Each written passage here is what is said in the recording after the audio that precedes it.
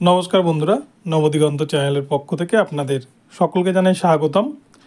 তো বন্ধুরা, এই মুহূর্তে আমি আপনাদের যে আপডেটটি দিতে চলেছি সেটি হচ্ছে 2014 প্রাইমারি টেটের যে ওএমআর মামলা, শান্তনু সিটের যে ওএমআর মামলা, সেই ওএমআর মামলাকে কেন্দ্র করে বিচারপতির নির্দেশ মতো সিবিআই আজকে 60 পাতার রিপোর্ট জমা দিয়েছে কলকাতা হাইকোর্টে। আমি দুপুরে কিন্তু সবার আগে আপনাদের ভিডিওটি জানিয়েছিলাম। তো কি আছে এই 60 পাতার রিপোর্টে, এবং এই যে 60 পাতার রিপোর্ট, এই রিপোর্ট কি আদৌ 60,000 ইন সার্ভিস প্রাথমিক শিক্ষকের প্যানেলকে বাঁচাতে পারবে? সবথেকে বড় প্রশ্ন। এবং প্রশ্ন নাম্বার 1 এবং প্রশ্ন নাম্বার 2 হচ্ছে, এই যে সিবিআইয়ের যে রিপোর্ট, এই রিপোর্ট কি আদৌ যে ওএমআরের স্ক্যান কপি খুঁজে আনার যে কথা ছিল, সেই রিপোর্ট কি ওএমআরের স্ক্যান কপি খুঁজে আনতে পেরেছে? এটা কিন্তু একটা বড় প্রশ্ন। তো চলুন আমরা এই ভিডিওর মাধ্যমে সম্পূর্ণ কিন্তু বিস্তারিত জেনে নিই, এবং তার সাথে সাথে এটাও বলি, এই যে ওএমআর দুর্নীতির যে রহস্য, এর মূলে কে রয়েছেন সিবিআই রিপোর্টে কি সেটা স্পষ্ট হয়েছে? তো আমরা বিস্তারিত জানবো। তো সম্পূর্ণ ভিডিওটি স্কিপ না করে আপনারা প্রথম থেকে শেষ পর্যন্ত দেখুন। আর যারা প্রথমবার চ্যানেলটি ভিজিট করছেন, আপনারা কিন্তু অবশ্যই চ্যানেলটিকে সাবস্ক্রাইব করে নেবেন, কেননা এই ধরনের আপডেট আপনারা কিন্তু সবার আগে সবার প্রথমে অথেন্টিক নিউজ একমাত্র নবদিগন্ত চ্যানেল থেকে পেয়ে যাবেন। তো চলুন বন্ধুরা, তাহলে আমরা বিস্তারিত দেখে নিই। তো এই ঘটনাটি জানতে গেলে একটু পূর্বের দিকে যদি যেতে হবে।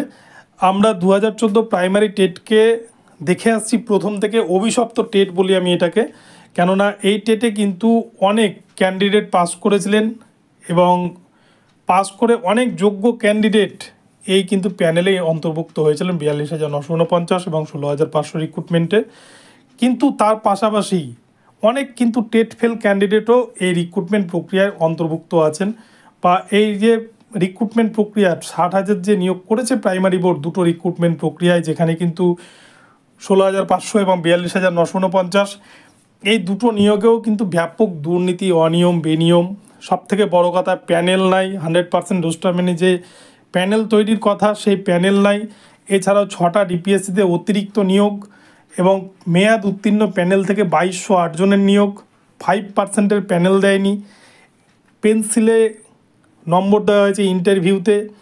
অ্যাপটিটিউড টেস্টের ক্ষেত্রেও কিন্তু দেখা গেছে যে সকলের কিন্তু ইন্টারভিউ অ্যাপটিটিউড টেস্টের নাম্বার একই। এরকম বিভিন্ন অভিযোগ, এবং এই সমস্ত অভিযোগের মধ্যে সবথেকে গুরুত্বপূর্ণ যে বিষয়টি সব মামলাকে পিছনে ফেলে দিয়েছে, সেটি হচ্ছে কিন্তু ওএমআর ডেস্ট্রয় মামলা। কেননা প্রাইমারি বোর্ড তারা কিন্তু কলকাতা হাইকোর্টে বড় মুখ করে জানিয়েছিল যে তারা সমস্ত ওএমআরকে নষ্ট করে ফেলেছে, প্রায় 23 লক্ষ মতো ওএমআর, যেটা কিন্তু তাদের কাছে থাকার কথা। সংবিধানের নিয়ম অনুযায়ী একটা রিক্রুটমেন্ট সংস্থার কাছে সেই রিটেন পরীক্ষার যে খাতা বা ওএমআর, সেটা কিন্তু 20 বছর অবধি সংরক্ষণ করে রাখা যেতে পারে। কিন্তু আমরা দেখেছি প্রাইমারি বোর্ড, যেখানে কিন্তু 2016 সালে নিয়োগ হওয়ার পরেই 2020 সালে যে 16,500 রিক্রুটমেন্ট হয়, তার নিয়োগের আগেই দেখেছি আমরা 2018 সালে সমস্ত ওএমআর, প্রায় 23 লক্ষ মতো ওএমআর, তারা কিন্তু ওড়িশার বালাসোর শহরে এস বাসুরাই কোম্পানির মাধ্যমে 3টি হাত বদল হয়ে সেই ওএমআর কিন্তু একটি পেপার মিলে র ম্যাটেরিয়ালস হিসাবে ব্যবহার করেছে প্রাইমারি বোর্ড। তো মানিক ভট্টাচার্যের নেতৃত্বেই কিন্তু এই কাজটি হয়েছে, এবং এস বাসুরায়ের নেতৃত্বে এই কাজটি হয়েছে। এরা দুজনে মিলেই কিন্তু সমস্ত প্যানেল তৈরি থেকে আরম্ভ করে সমস্ত ওএমআর দুর্নীতি সমস্ত বিষয়গুলি করতেন।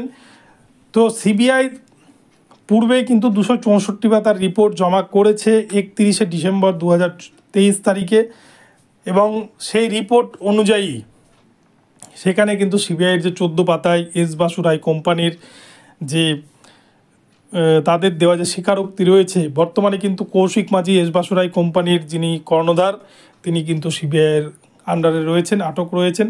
সেই কৌশিক মাঝিকে জিজ্ঞাসাবাদ করে সিবিআই এমন কিছু তথ্য উদ্ধার করেছে, যেখানে কিন্তু ওএমআর সম্পর্কিত এবং প্যানেল কিভাবে তৈরি করেছে সে সম্পর্কিত বিস্ফোরক মন্তব্য কিছু উঠে এসেছে।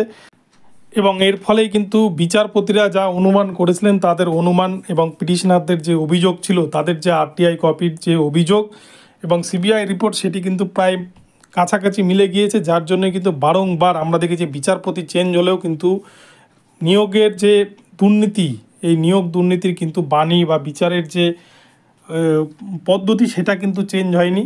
আমরা দেখেছি বিচারপতি অমৃতা সিনহাকে, আমরা দেখেছি বিচারপতি অভিজিৎ গঙ্গোপাধ্যায়কে, এবারে দেখছি বিচারপতি রাজাশেখর মান্থাকে। তারা কিন্তু একই ধরনেরই কিন্তু জাজমেন্ট করছেন। তো এখানে যে বিচারপতি আসুক না কেন, এখানে বিচারপতিরা পূর্বে মন্তব্য করেছিলেন যে পুরো পুকুর চুরি হয়েছে। তো সেই পুরো পুকুর চুরি যদি হয়, প্রাইমারি বোর্ড পরিষ্কার বলে দিচ্ছে তারা প্যানেল তৈরি করেনি, প্যানেল তৈরি করছে এস বাসুরাই কোম্পানি। সমস্ত দায় তারা এস বাসুরাই কোম্পানির ঘাট চাপিয়ে দিচ্ছে, তারা বলছে আমরা প্যানেল দিতে পারবো না। তো এই সমস্ত যদি দুর্নীতি প্রকাশ্যে আসে তাহলে যে কোনো প্যানেলই কিন্তু বাতিল হওয়ার হুঁশিয়ারি দেবেন যে কোনো বিচারপতি। তো আজকে সিবিআই 60 পাতা রিপোর্ট জমা করেছে। এই রিপোর্ট কি 60,000 শিক্ষকের ভবিষ্যৎ বাঁচাতে পারবে? এটাই সবথেকে বড় প্রশ্ন।